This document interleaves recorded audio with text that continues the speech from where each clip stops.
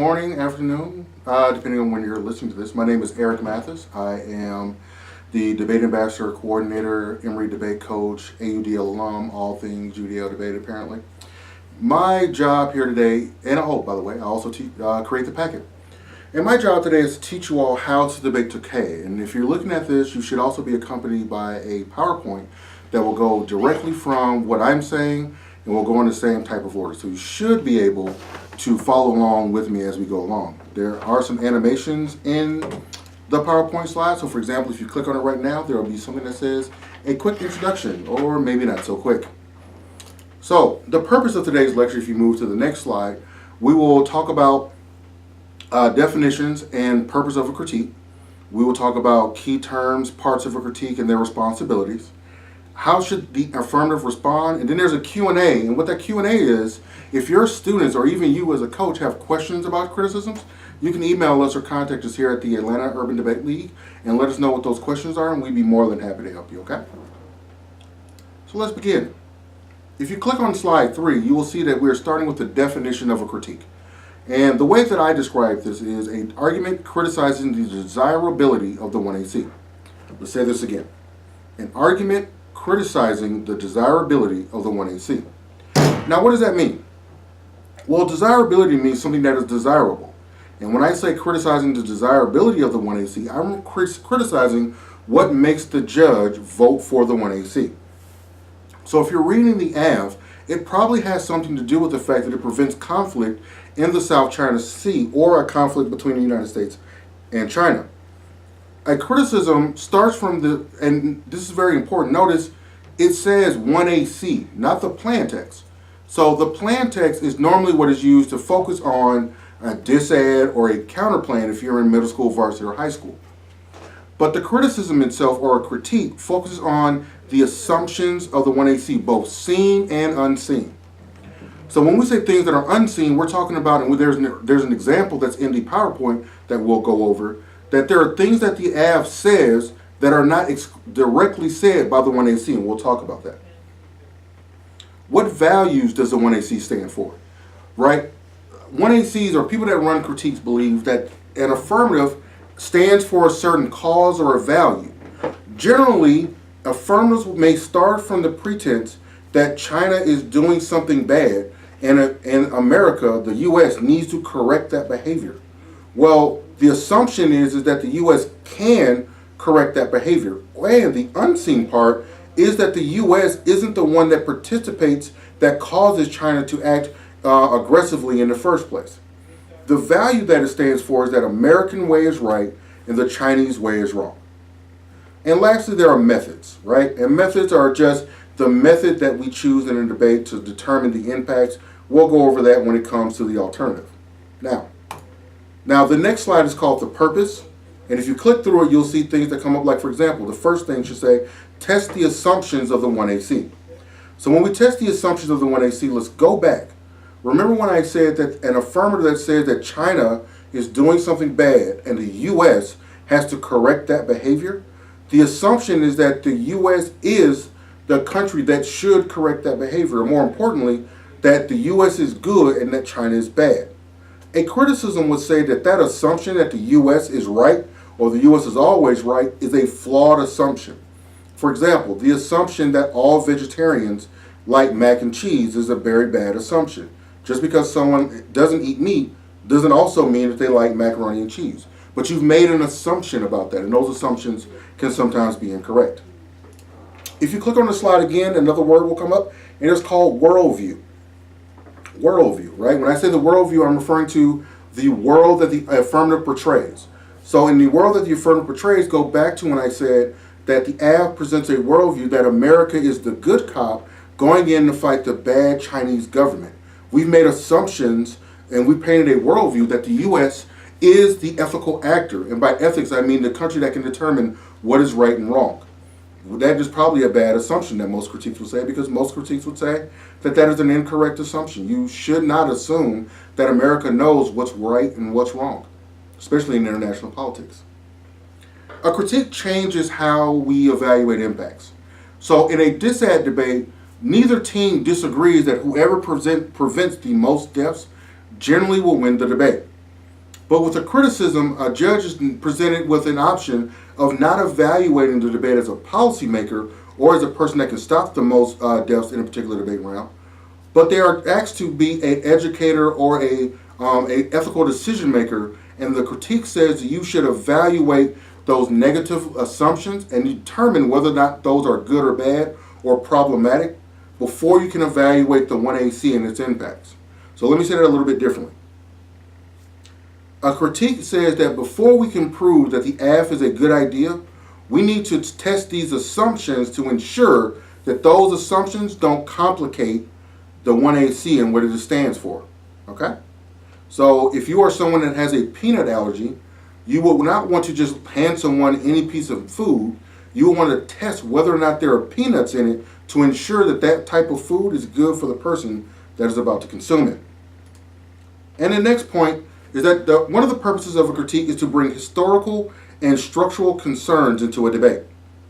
Historical concerns may be the way in which we have treated China historically in the world, the way in which we have used capitalism to frame China in a negative light. Structural concerns are about the structure that we operate in, institutions, why those institutions may present a very flawed notion, the academics or the academic realm in which we portray China, right? Notice that a lot of our policymakers make the assumption that China is someone that we should be fearful of. But the structural or historical concerns will be, well, they're not actually someone that we should be afraid of when we do this for our own personal well-being. We do it for our own personal self. The government needs to frame China as a threat so we can continue to do things like ask for more money for the military and so on and so forth. So we have an example, and I think this is a great example to use with your students, and I think your students will be able to grasp this, and we'll work through it together. If you click on it, you will see 1AC, and then click on it again, you will see inherency, harms, a plan, and solvency. Very simple. The inherency is that the Indy kids are hungry, right? There was a camp held at Emory. It is called the Indy, and those kids at that camp are currently hungry. The harms are hungry kids will stop coming to the Indy, i.e. the Emory Debate Institute, and the lab leaders will lose money. Them losing money means they will become bank robbers. That may lead them to getting arrested and then going to jail. The plan is to build a McDonald's inside of Harris Hall, which is a dorm here at Emory University, to give free food to the Indy students. And the last argument is solvency, because the point of solvency is to prove that the plan can solve the problems of the status quo. Can it solve the kids being hungry in the first place? Solvency says that the Indy students get food and they won't be hungry. Seems simple enough, right? But let's click on the PowerPoint and oh, there it is, the unknown or unseen assumptions. There are assumptions that are in this 1AC that are problematic. Can you think of some? Take a moment. See if you can figure out what some of the things that are being said here that you might find problematic. One person might say that it assumes that McDonald's is something that you should put in your mouth. I would agree. McDonald's isn't exactly the most edible food. What if you have a room full of students that don't eat meat? Well, that limits the options for who gets what food. Or maybe you look at the fact of, well, who determines what student gets what food? Who determines who gets the most food, right? That assumption means that there is someone that gets to make a value assessment on what students deserve to get the most food. That could also be very, very problematic. It is also problematic to assume that just because the lab leaders lose money that they instantly become criminals. Why did you make that assumption? These are unseen and unknown assumptions. I'm sure your students can highlight some of their own. And once you start doing that kind of a process, you're actually doing the link work on establishing the link of the 1AC, or a link to the criticism via the 1AC. Now in the next part, we will talk about the parts of a critique. First, we have the link. But before I even go into the link, do know the word uniqueness is not there. Critiques are not like disads. They do not have uniqueness. They're what we call non-unique disads, and the alternative functions as a counterplan. And what that means is that the alternative says that the links must be resolved via a different method. Remember the word I said before, that was method. So the link you can think of as an example of the flawed assumptions that show up in the 1AC. So if you use our McDonald's example, remember the fact that it is an assumption to assume that all lab leaders will become criminals if they don't get money from the Indy. That is a flawed assumption. Here is where that flawed assumption or that bad assumption shows up in the 1AC. An impact is no different than an impact that you would see in a normal dis-ad debate. The only difference is that impact will say that if we continue that flawed assumption, that flawed way of thinking, these impacts will inevitably never be solved. An alternative asks the question of how do we approach the 1AC to resolve the issues of these flawed assumptions, and what's a different way of resolving them. It's sort of like a counterplan, but it doesn't use the politics of the 1AC.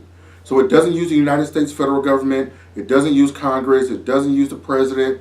It generally will say things like, we should rethink those assumptions and try to think of better ways to resolve these problems. Because as long as we continue those flawed assumptions, we can never be able to solve those issues.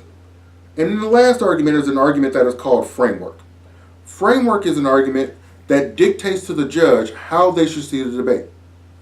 The AF will get up, and their framework for the debate will be the judge should be a policymaker and should only vote on the plan versus the status quo or a competitive policy option like a counterplan.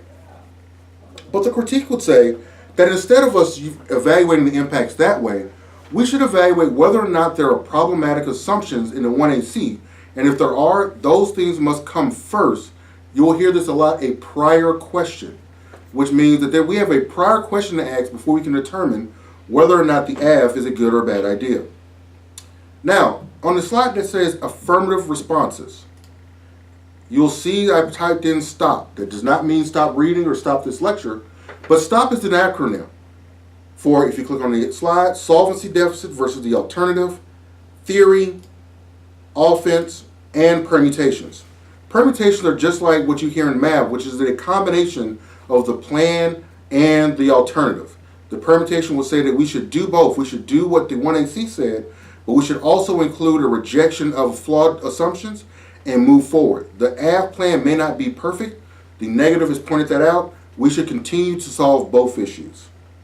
A solvency deficit is what the alternative doesn't do that the plan does. So one way to look at a solvency deficit is to make an argument that says that only the federal government can correct these assumptions. Your alternative doesn't embrace that, which means you cannot solve for the issues of the 1AC, and whatever the alternative cannot solve, that becomes a reason for why the AF should win, because the AF can do something that the alternative can't. If I can jump higher than my little brother, I can reach things on the top shelf that my brother can't. I have a comparative advantage over my brother. Theory arguments are a little bit more complex.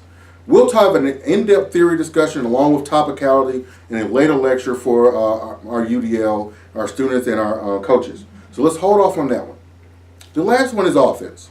If an argument makes the assumption that capitalism is a flawed economic system, then offense would be, no, capitalism is a great system, and here are the reasons why. And that's my lecture. That is a short, sweet way of understanding the criticism. My name is Eric Mathis. If you have questions about anything that we have said, or if you have some concerns or ask more in-depth questions on how can I structure these arguments a lot better for my students, please shoot us an email. We will be more than happy to talk to you. Have a nice day.